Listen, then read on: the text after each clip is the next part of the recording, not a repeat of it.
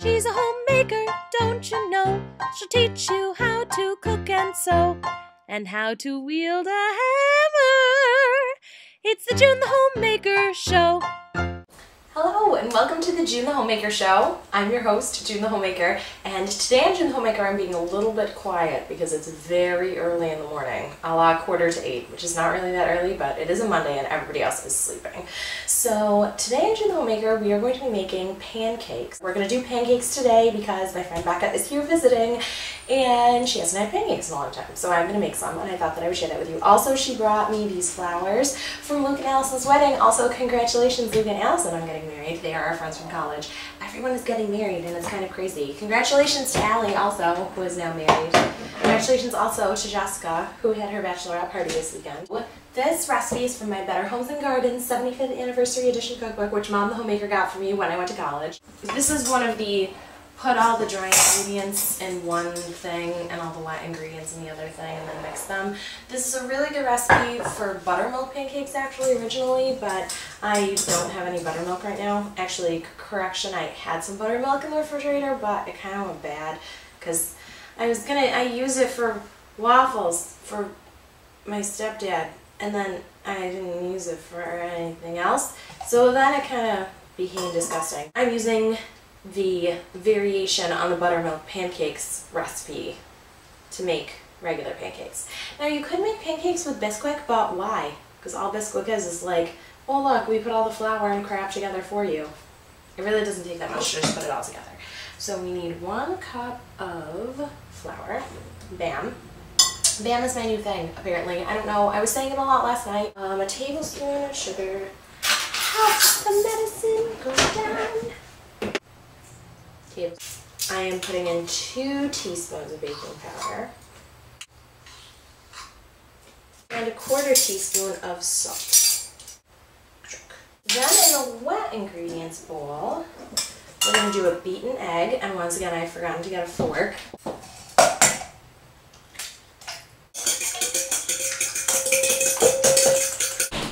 Now, ordinarily I would use 2% or 1% or whole milk because I always do for cooking, but all we have is skim. So this is a cup of milk. I always like using the thicker milks for cooking, you know, just because I feel like the consistency of the stuff that you make turns out better. Then they want 2 tablespoons of cooking oil. Now here's the thing, you guys. I put olive oil in everything, and you can call me a guidette for it if you want to, but I just don't really see the point in using canola oil. Canola oil makes me feel gross, and I really don't taste a difference using olive oil. Mom the Homemaker tries to tell me that she tastes a difference, but she doesn't, because then when I don't tell her I've used olive oil, she's always like, oh, this is really good. How did you do that? Now, I have an addition to this recipe. Whenever I make pancakes, I always put a little bit of vanilla, and then just because I find it like gives it a nice little flavor. Now I'm going to take a whisk, which looks like this, Billy the boy next door. Mix up all the dry ingredients a little bit, just so it's not like, oh look, a pile of salt. Make a little well in the center of the dry ingredients. So you're gonna just come in here and make it look like a little bowl with a little spot in the middle. And then you just pour the wet ingredients right in there. So, bam. And then you mix these up. I like to use a whisk because I just do. Mostly because a whisk is really good at getting all the little clumps of stuff out, because flour in pancakes likes to be really clumpy. The thickness of pancake batter is a really tricky thing. Some people like their pancakes thicker and some like them thinner. I find that when you have pancakes that are too thin, they spread out in the pan and they become really thin in the pan and they cook really quickly and they're kind of hard to deal with because they fall apart. But if you make your pancakes too thick, then they sort of puff up a lot in the pan, which is good, except that then they get too thick to cook through all the way, and then you have like weird pancake batter on the insides of your pancakes. For the size of pancakes I like to make, you should be able to pass a whisk through it easily, but it should also stick to your whisk a little bit. So what I have right now, it's not easy enough for me to pass this whisk through the batter, so I'm going to add a little bit of milk. And that is how you fix this. If you get to this point in the recipe and you find that it's too thick, just add a little bit of milk, and if it's too thin, then add a little bit of flour. And just little bits at a time, because you don't want to go too far with the milk and then have to put flour in, because the more that you do that, the less delicious they become. So I'm going to put in a blurb. In our family, a blurb, it looks like the sound that it makes. Blurb. That's a blurb. It's roughly equivalent to 1.5 tablespoons, but really it won't work as well if you measure it out. You have to just make the noise.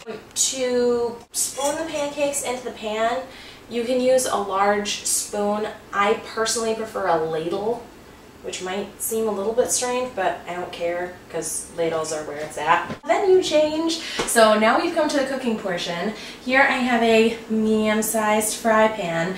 If I were making pancakes for like a large number of people, then I would use a giant fry pan and make a million pancakes at once. But since it's just me and Becca and blah, everybody else can eat them later, I'm just going to use the small fry pan just because it makes my life easier. First of all, you want your pan to be hot before you start cooking the pancakes, because you don't want it to be sort of heating up under them. They won't cook properly. In a pan like this, I can fit 30 pancakes comfortably. I usually make my pancakes about this big. If you're just learning how to make pancakes, err on the side of fewer pancakes. Because if you get them all mixed together and they all stick together, then it can kind of become a disaster. A really, really cute thing to do if you ever want to be super cute at someone is make them pancakes in the morning and spell out things with the pancakes. So like if it's somebody's birthday, then you can make pancakes that say happy birthday. You just write it out with batter in the pan. And if you're not confident in your writing abilities, then you can actually use a turkey baster or something else that's like that. What else is like a turkey baster? So usually if your hand is pretty warm when you put it over the pan, then it's time to go. Oh, I hear Becca coming down the stairs. This is really exciting. Your pancakes are an episode of the June the Homemaker Show. All right. Yeah, aren't you excited? Woo! College. There's one pancake. Now if you've done your batter correctly, the size that the pancakes are when you put them in the pan should be the size that the pancakes are when you take them out of the pan. If your batter is the correct viscosity, 10-letter word, define that, YouTube. 10-letter word? How about a $10 word?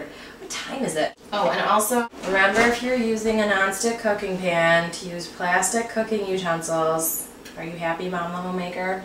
Mom the Homemaker always yells at me about using plastic cooking utensils. Even though I always use plastic utensils in the nonstick cookware. It's not like I don't use them, Mom the Homemaker. It's not like I'm pulling out a metal spatula to scratch up your nonstick cookware. You know what I'm saying? Are you picking up what I'm putting down? So now we're going to let these cook until there are little bubbles coming up through the batter, because when the little bubbles are coming up, then it means that it's getting cakey and delicious. The pancakes are bubbling. Can you see how there are little bubbles coming up? When they start to do that, that is the time to flip them. Now the time to flip them is a dangerous time because you're going to flip them and maybe they will fall all over. Now if you've done this correctly, they will be sort of golden brown on the other side. Oh, I have not done this correctly because they are totally white. But anyway, if you've done it correctly, they will be golden brown on the other side. And then you will have pancakes. And if you want to add things to them, like blueberries or chocolate chips or anything like that, you can either put it directly into the batter at the beginning if everybody wants their pancakes that way, or if you have a bunch of different people who want a bunch of different kinds of pancakes, then you can do it like we did the waffles, where you just put in a bunch of stuff afterwards. Like you pour the batter in and then sprinkle on some chocolate chips and then or blueberries and then flip them. It's the way to do it. That is the way to do pancakes. Yeah, the Homemaker's hungry. So anyway, this is June the Homemaker. Now you know how to make pancakes. And okay, bye!